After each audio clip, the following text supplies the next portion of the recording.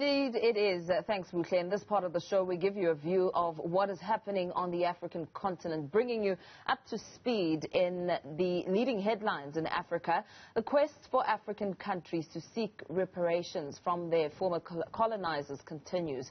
Activists in the Democratic Republic of Congo now want Belgium to atone for colonial atrocities committed in the West African country between 1899 and 1900. The African People's Socialist Party has for a number of years been at the fore of demanding a negotiation reparations for different crimes. Recently, the organization hosted a virtual forum which delved into the crimes committed in the country by France and Germany, the expropriation of land and resources, the alleged killing of over 10 million Congolese through famine and disease introduced by colonizers in 1899 and the 1900s, and Belgium's involvement in the assassination of Patrice Lumumba in 1960 are just some of the reasons the organization is demanding reparations. To give us some background and more insight on this, we speak to Africa Analyst Bwasa. A very good morning to you. Thank you so much for joining us on Newsroom Africa.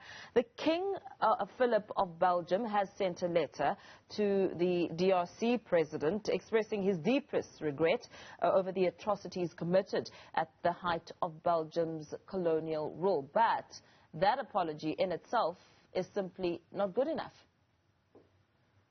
Good morning, Paul. Good morning to your viewers. That apology indeed is not good enough for the amount of atrocities that have been committed in the Congo for years. As you mentioned Patrice Emery Lumumba earlier on, and I would like to quote him as he said, "I have no father nor mother. I have no tribe nor religion. I am an idea called Congo that is molded and that's nurtured me, and I will give and build Congo."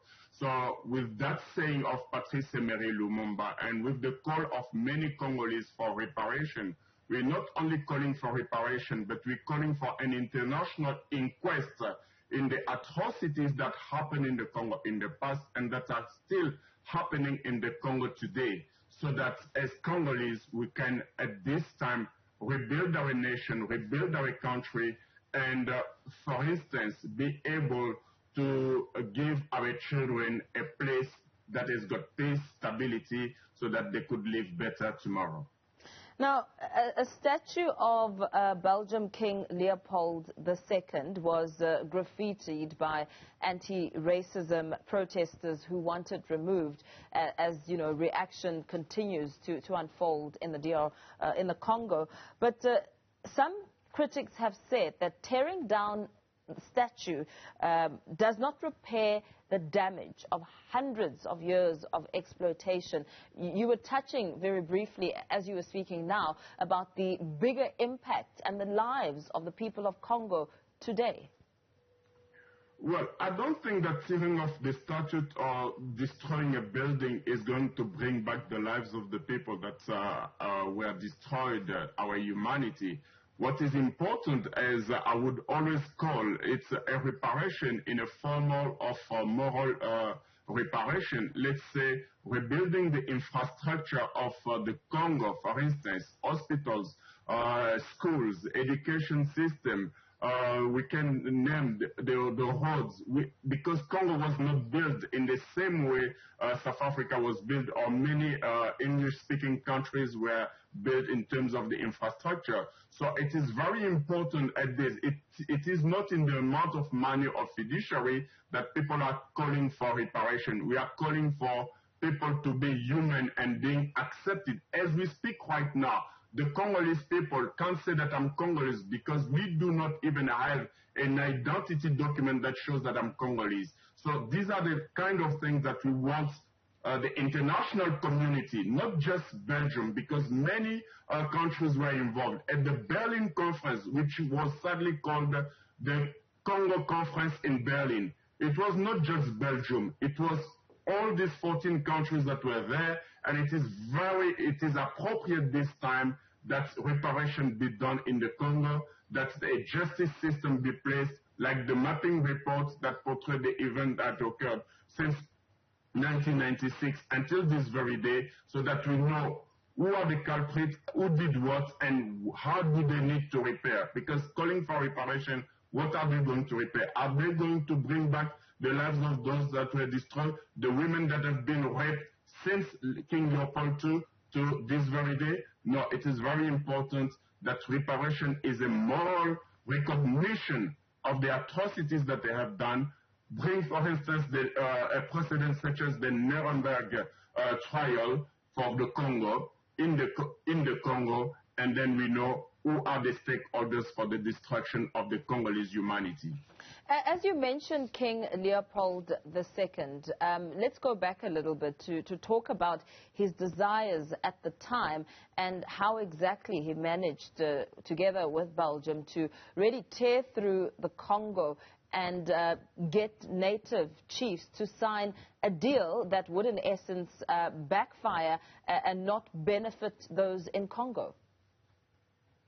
Well, King Leopold II and many of the multinationals like today that are also tearing apart the Congo portrayed Congo as a commodity. So we, the people of the Congo, we were the commodity, just like the people who went into slavery, we were a commodity. But this is the past now. We need to rebuild the present for the future. That's what matters at this moment. We cannot be sobbing over and over the past, but it is important. What is at stake at the moment? It is the fact that the Congolese people, we don't have an identity. It is the fact that we don't have proper schooling. It is the fact that we don't have proper health system. It is the fact that we don't have the roads that are able to bring the raw materials that are so painfully feeding the entire world so that it could benefit the Congolese people. And this is our call. We have a judiciary, international judiciary for the Congolese, and so that we would have peace, stability that will develop our country. Now, the timing of the letter from King Philip of Belgium really can, I suppose, be singled out as a watershed moment for the DRC, because it came at a time when the Congo was celebrating its 60th anniversary of Independence Day on June 30th. Let's talk a little bit about the significance of the day and the timing of this apology. Well, for people that believe that Africa is independent, I would always say no. Africa has never been independent. Africa is still colonized in neo-colonialism and neo-imperialism in various ways. The only thing that we need to celebrate possibly is that we are alive and not being killed like mosquito yesterday. But that letter on itself, it's a shame and a disgrace for the Belgian king to send such a letter. And for those who believe that there's independence, I say it is a stillborn nation. Until today, Congo is not independent for the mere fact that we are not free, we are not emancipated. The rubber harvest in the Congo Free State is said to have directly contributed to Belgium's rising economic power. And, looking at the state of Belgium and, the purse of Belgium as opposed to the Congo, there are vast differences because of the atrocities and the impact. But when it comes to the actual value, the rands and cents of these reparations that you speak of, has a figure been put forward, or how will it work? Because you speak about infrastructure repairs like schools, hospitals and so forth.